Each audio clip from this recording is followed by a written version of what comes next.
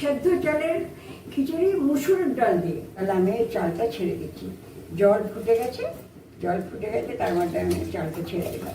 200 সেদ্ধ চাল নিয়েছি আর প্রায় 200-র মতন মুসুর ডাল নিয়েছি। খিচুড়ির জন্য নিয়েছি এই যে 1 টুকরো আদাটা গ্রেট করে নেব, আর কয়েকটা কাঁচা লঙ্কা নিয়েছি, আর এই মোটা মোটা করে পেঁয়াজ কেটেছি।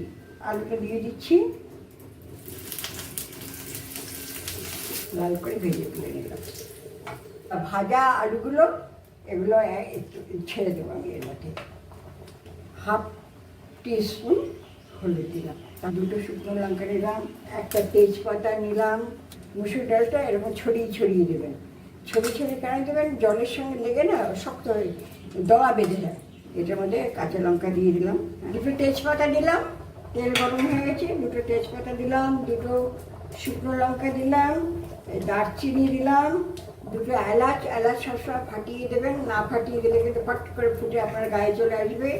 তারপরে জিরা দিলাম, আদা গ্রেট করা আদাটা দিয়ে দিলাম, মোটা পেঁয়াজটা দিয়ে দিলাম। এই আমার ফোড়ন তৈরি হয়ে গেছে। এই ফোড়নটা আমি এর মধ্যে ঢেলে দিয়ে কিছুক্ষণ করে বানাবো। হয়ে গেল, এটা নিয়ে আসলাম। এই দেখুন খিচুড়ি, সেদ্ধ চালের খিচুড়ি তো এরকমই একটু মোটা থাকবে। 2 চামচ ভাজা মশলার গুঁড়ো দিলাম, ঘি দিয়ে দিলাম,